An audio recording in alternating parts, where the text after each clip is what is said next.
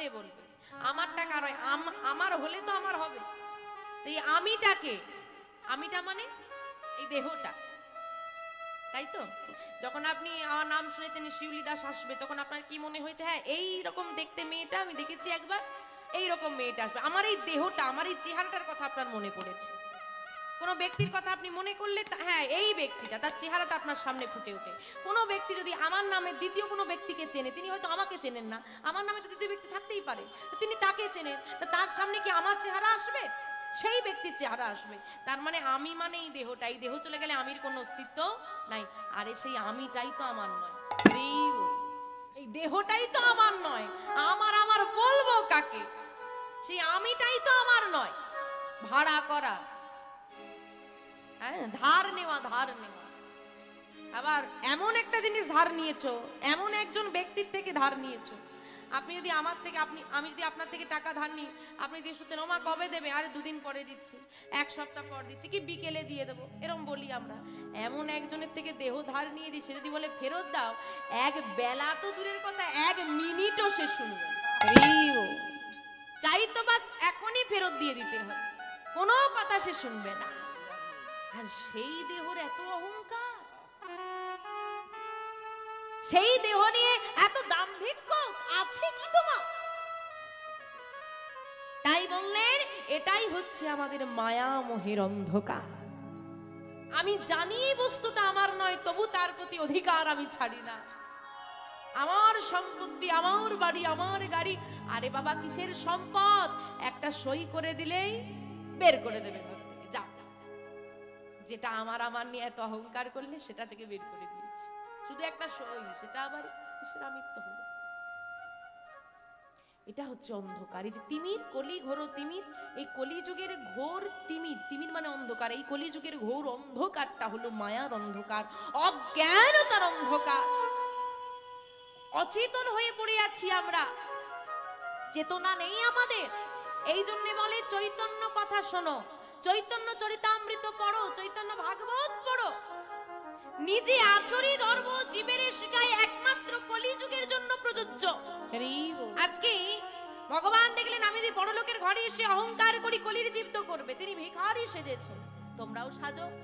ধুলা মেখেছেন, গড়াগড়ি দিয়েছেন, তোমরাও মাখো। তাই চৈতন্য, যার কথা সাধন করলে জীবের চেতনা জাগ্রত হয়, তিনি হলেন চৈতন্য।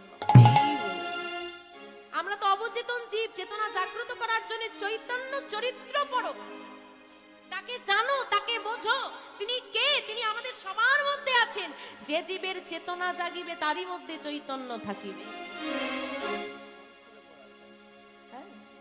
তো বাবা, এই অন্ধকারটাকে দূরীভূত করার জন্য আমরা তো সেই পথের পথিক হতে পারছি না। চৈতন্য কথা তখন জানবো না যখন চৈতন্য পথের পথিক হব, কিন্তু সেই পথেই তো আমি আসতে পারছি না, এত অন্ধকার। হ্যাঁ বাবা, অন্ধকারে আপনি বেরিয়ে পড়লে হাতে টর্চ নিয়ে বেরোন কেন?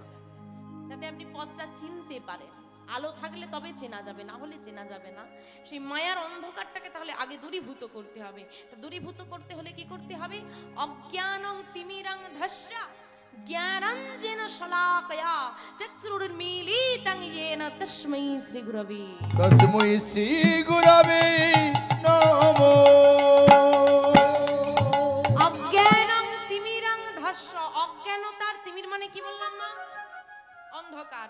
অজ্ঞানতার অন্ধকারটাকে ধ্বংস করে জ্ঞানাঞ্জেন শলাকয়া, শলাকয়া মানে আলো।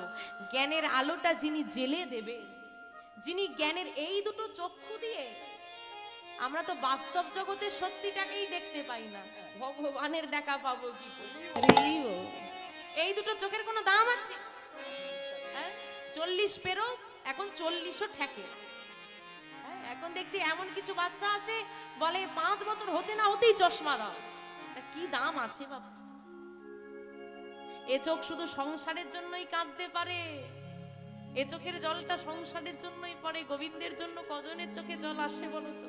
যতক্ষণ না ওই জ্ঞানের চক্ষু খুলছে, এই নয়নে গোবিন্দের জন্য জলটা আসবে না। ভক্ত এমন হোক,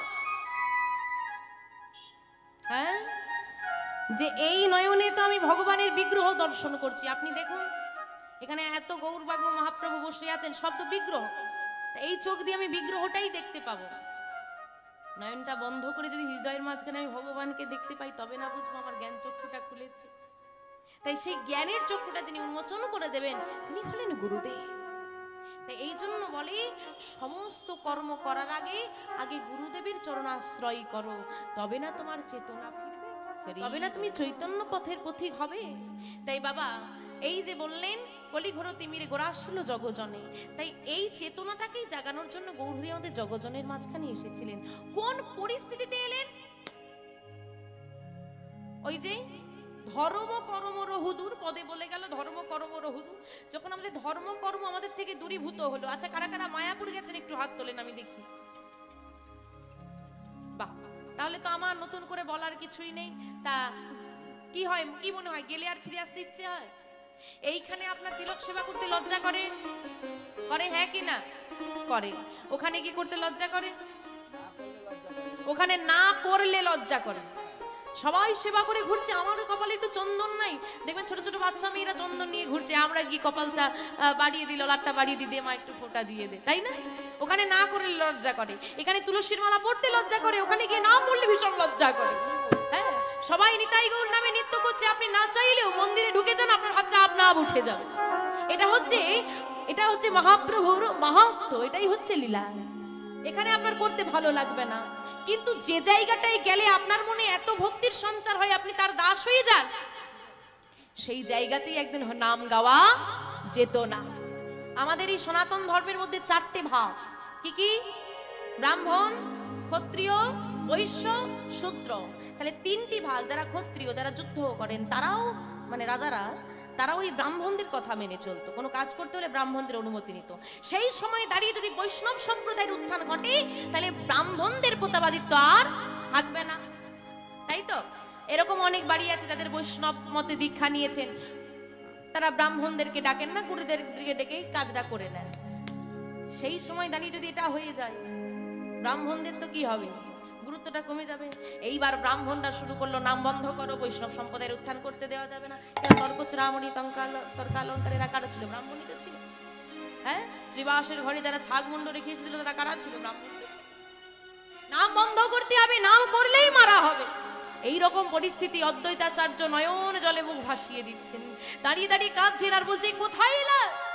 কৃষ্ণ ভজিবার তরে সংসারে আইনো, কৃষ্ণ ভজিবার তরে সংসারে আইনো, আরে মিছে মায়ায় বদ্ধ হইয়া দেখো বৃক্ষ সম হইল। মিছে মায়া,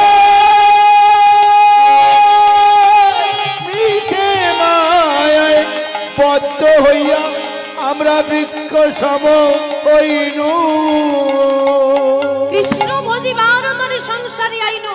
তুমি কার কোন ডিপার্টমেন্টে চাকরি করবে, কোন ব্যবসা করবে, সেটা কিন্তু ভেবেচিন্তে গোবিন্দ পাঠায়নি। তুমি কৃষ্ণ ভজন সাধন করবে, এটা কিন্তু তোমার জন্মের আগে থেকে লিস্টের প্রথমে লেখা আছে। হ্যাঁ, তোমার 5 বছর বয়সে তুমি স্কুলে ভর্তি হবে, 20 বছর বয়সে গিয়ে চাকরির ইন্টারভিউ দেবে, 30-এ গিয়ে চাকরি পাবে, এটা অনেক পরে। বয়স ভেদে কর্মটা বিভেদ হয়ে যায়, কিন্তু তোমার 1 থেকে 100 পর্যন্ত একটাই কর্ম, কৃষ্ণ ভজন সাধন। এটা আর পাল্টাবে না, ওটা 1 থেকে 100 পর্যন্ত একই থাকবে, সেটাই আগে। কিন্তু সেটাই যখন আমরা করছি না, অদ্বৈতাচার্য কাছে নিয়ে কোথায় এলাম? তোমার ভজন সাধন করার জন্য এলাম, তোমার ভজন সাধন করা যাচ্ছে না। সুরধনী গঙ্গার বুকে দাঁড়িয়ে একটি করে তুলসী পত্র রোজ ভাসিয়ে দিতেন, রোজ ভাসিয়ে দিয়ে বলতো, ওরে সুরধনী গঙ্গা, তোর তো জন্ম বিষ্ণুর পাদ পদ্ম হতে, এই তুলসী পাত্র দাতা তার চরণে তুই পৌঁছে দে, আর পৌঁছে দে আমার বার্তা যে আমরা ভালো নেই। ভক্ত যদি ভালো না থাকে, ভগবান কি ভালো থাকতে পারে?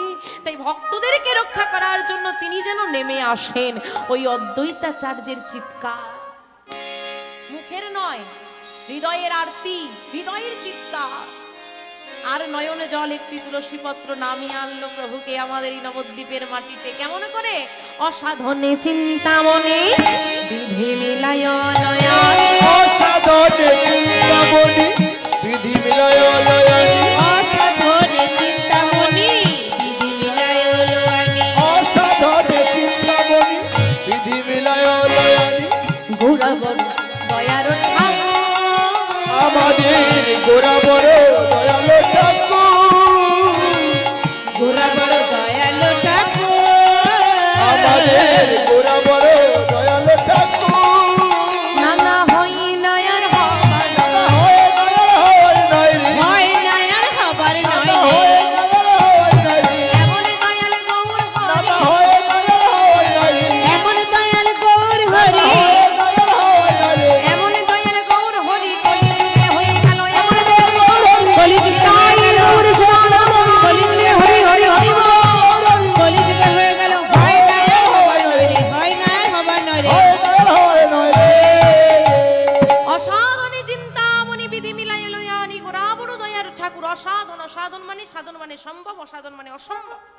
যেটা অসম্ভব কলিযুগেও যে সেটাই সম্ভব, তার প্রমাণ এবি অস্ত্র না ধরিলা প্রাণে কারো না মারিলা, হরি নাম দিয়ে চিত্ত শুদ্ধ করিল সবার। হ্যাঁ, কৃষ্ণের হাতে বাঁশি, শ্রী রামচন্দ্রের হাতে তীর ধনুক, শ্রী নারায়ণের শ্রী হস্তে শঙ্খ চক্র গদা পদ্ম, কিন্তু আমার গৌরহরি দুটো হাত তুলে দিয়ে বলেছে আমার কিছুই না। কোনো অস্ত্র ধরলেন না, কাউকে প্রাণে মারলেন না। কৃষ্ণ কংসকে বধ করেছিল, শ্রীকৃষ্ণ দুষ্ট শিশুপালকে বধ করেছিল, শ্রী রামচন্দ্র রাবণকে বধ করেছিল। কিন্তু কই, রাবণ যদি দুষ্ট হয়, চপল গোপাল কি দুষ্ট নয়? দুষ্ট যদি হয় শিশুপাল, চাঁদ কাজী কি দুষ্ট নয়? তাহলে গৌরাঙ্গ মহাপ্রভু কি তাকে বধ করেছেন? না, তিনি কৃষ্ণ করেছে দুষ্ট দমন, আমার মহাপ্রভু করলেন দুষ্ট মানসিকতার দমন। মনটার শুদ্ধিকরণ করেছে, প্রেমের প্রচার করেছে। এই জন্যই তো বলে ধন্য কলিযুগ ধন্য, অবতীর্ণ আমার শ্রী চৈতন্য, অবতীর্ণ আমার শ্রী চৈতন্য। এই কলিযুগটা ধন্য, কারণ আমার শ্রী চৈতন্যের অবতার। বলি শ্রী চৈতন্য মহাপ্রভুকে।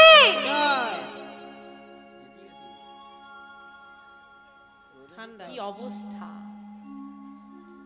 ওমা! কালী পুজোর সময় বাচ্চারা বাজি পটকা কিনে নিয়ে এসে কি করে গো? কি করে? নিয়ে এসে বাজার থেকে কিনে নিয়ে আসার পর কি করে? ফাটায়? না না, তার আগে কি করে? আগে কি করে গো বাবা? হ্যাঁ, আগে রোদে শুকোতে দেবে। বলে তাহলে কি হবে? রোদে শুকোলে কি হবে? আওয়াজটা জোরেই হবে। হ্যাঁ, সেতিয়ে গেছে না, মায়েদেরও ঠান্ডায় সব সেতিয়ে গেছে। রোদে দিলে যদি একটু আওয়াজ বেরোয় তো বেরোয়। হ্যাঁ, আওয়াজ বেরোবে, বেরোবে। আজকে তো ঠান্ডা কম, কাল তো খুব ঠান্ডা ছিল, তাই না? এদিকে ছিল কিনা জানি না, আমাদের যেদিকে ছিলাম ভীষণ ঠান্ডা ছিল কাল। গান গাওয়া যাচ্ছে না, এত কষ্ট হচ্ছে। আজকে তো গরম লাগছে। কি গো, একটু জোরে হবে? মায়েরা ঠান্ডায় ঝগড়াঝাটি করো না বাড়িতে? হ্যাঁ, বাড়িতে ঝগড়াঝাটি হয় বাবার সঙ্গে? ঝগড়া হলে কি বাস এভাবেই ঝগড়া হয়? শীতকাল কি আবার ঝগড়াকে ভয় করে না? ঝগড়া হলে হয়ে যাবে, তো সেই রকম টেম্পারে একটু জয়ধ্বনি দিতে হবে না? জয় জয় শ্রী চৈতন্য মহাপ্রভুকে, জয় জয় শ্রী চৈতন্য মহাপ্রভুকে, জয় জয় নিতাই চাঁদকে, নবদ্বীপ ধামকে, আমার গৌরে লোরে।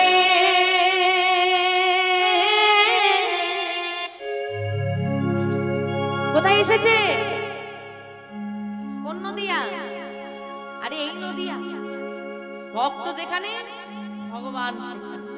এই সোনার নদিয়া, উলুধ্বনি। উলুধ্বনি কই? মায়েরা উলুধ্বনি দাও। হরি ধ্বনি নিতাই গৌর, হরি হরি বল, হরি বল, হরি বল। শব্দ শোনা যায় আমাদের গৌরে লোরে, গৌরে লোরে।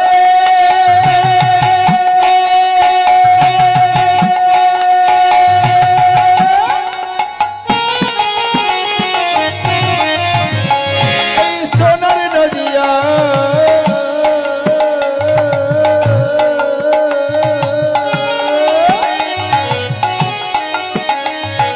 উলুধ্বনি হরিধ্বনি শব্দ শোনা যায় আমাদের গৌরে লোরে, আমাদের গৌরে লোরে।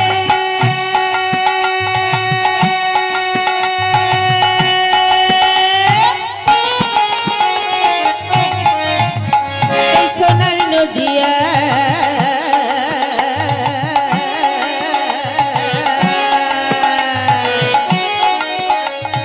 উলুধ্বনি হরিধ্বনি শব্দ শোনা যায় আমাদের গৌরে লোরে। গৌরে লো, গৌরে লো, গৌরে লোরে সঙ্গে।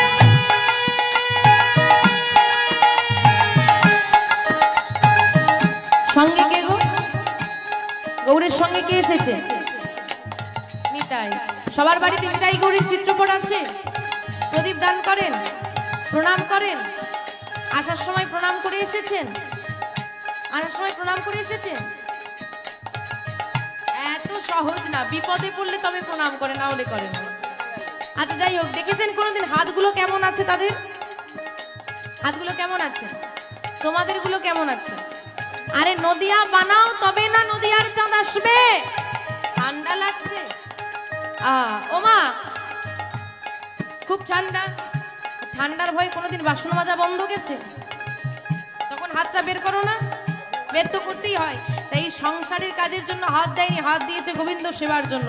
তো সংসারের কাজকে যদি ঠান্ডা ভয় না করে, তো গোবিন্দ সেবাকে ভয় করবে কেন? দেখি তোলো, যার যার হাত আছে তোলো, যার হাত নেই তুলতে হবে না।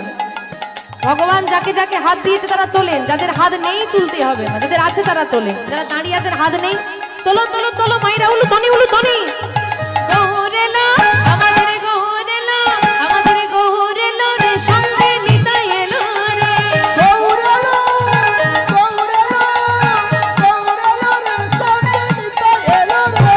গৌর এলো, গৌর এলো, গৌর এলো রে, সঙ্গে নিতাই এলো রে। আমাদের গৌর এলো রে, সোনার নদিয়ায় ফুলকুনি হরি ধরি শব্দ শোনা যায়। আমাদের গৌর এলো রে। গৌর এলো রে।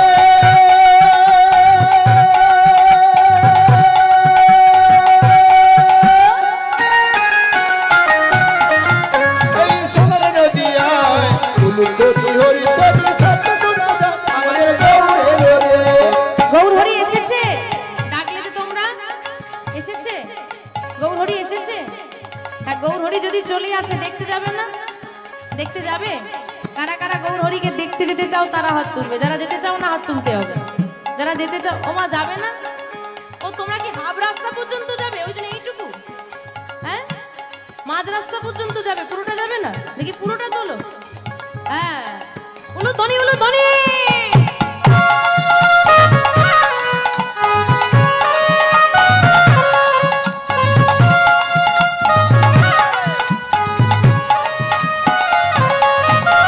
কে কে তোরা, ওরে কে কে তোরা, ওরে কে কে তোরা, গৌড়ে দেখবে আইরে ছুটে আয়। তোরা, একে তোরা, একে তোরা গৌর দেবী আর ছুটে। একে তোরা, একে তোরা, একে তোরা গৌর দেখতে আইলে ছুটে আয়। আমাদের গৌর এলো রে, সোনার নদিয়ায় ফুলকুনি হরি ধরি শব্দ শোনা যায়। আমাদের গৌর এলো রে।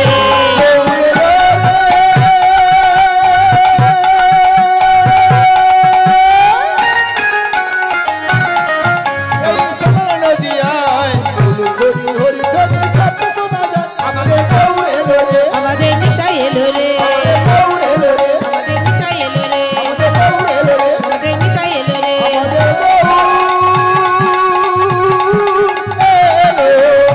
এলো রে।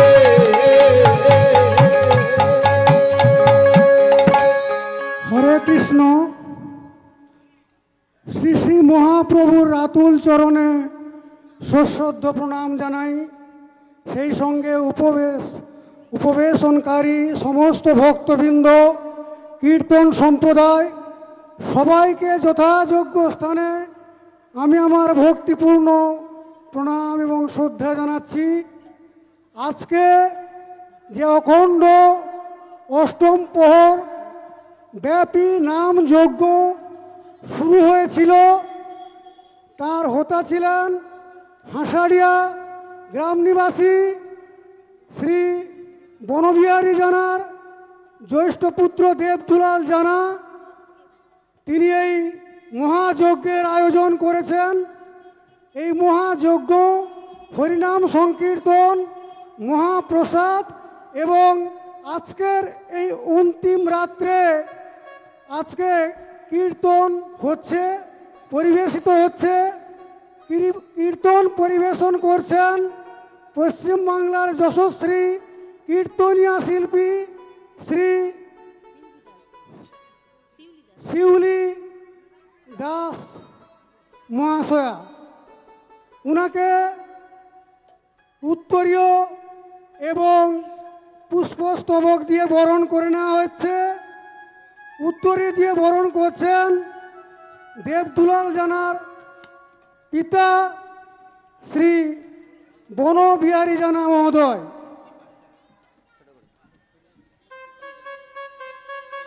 ফুলের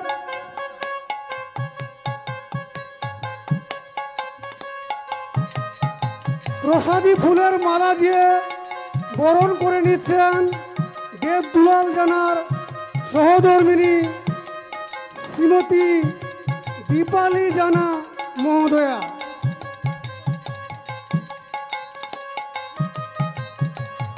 এরপর একে একে কীর্তন সম্প্রদায়ের যন্ত্রাঙ্গ যারা বাজাচ্ছেন তাদেরকেও একে একে বরণ করে নিচ্ছেন।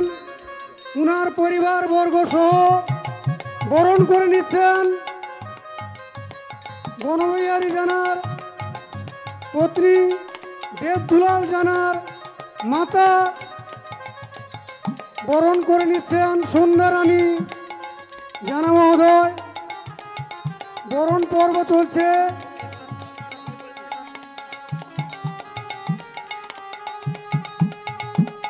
আপনারা এত ঠান্ডার মধ্যেও কীর্তন শুনছেন, সহযোগিতা করবেন। আগামী দিনে দেবদুলাল এরকম আরো অনুষ্ঠান করবে, তার জন্য দেবদুলালকে আপনারা আশীর্বাদ করবেন। জয় শ্রী শ্রী গৌরাঙ্গ মহাপ্রভুর জয়।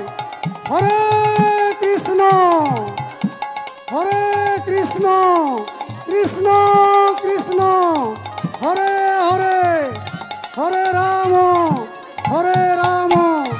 রাম রাম হরে হরে। হরি বল।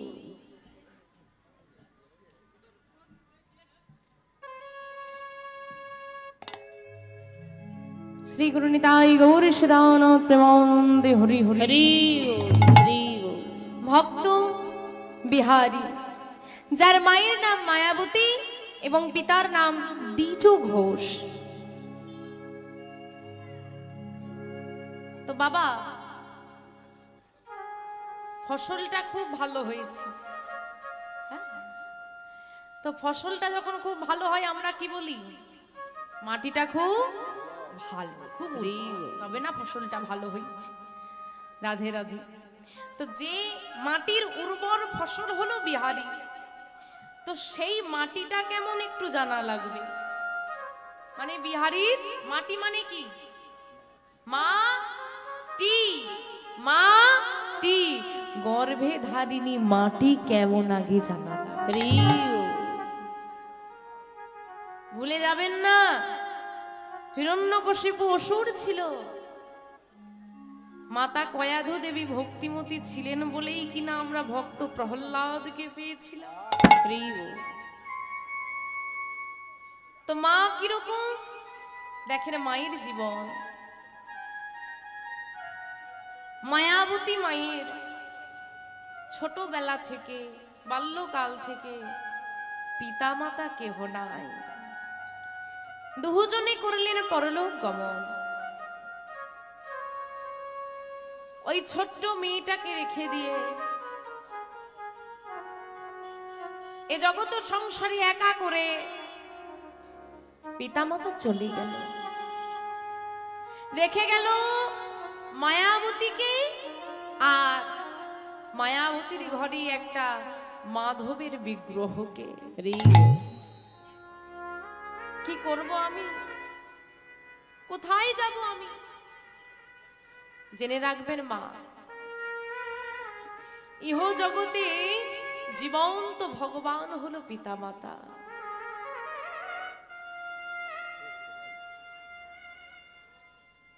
যেমন মরুভূমিতে জল বিহনে প্রচন্ড রৌদ্র তাপে কোনো গাছ বাঁচতে পারে না, তদ্রূপ এই ধরাধামে মাতৃরূপ স্নেহের ছায়া যদি না পাওয়া যায়, পিতারূপ জল যদি না পাওয়া যায়, এই স্বার্থপরতার তাপে কোন সন্তানেরও বেঁচে থাকা খুব মুশকিল।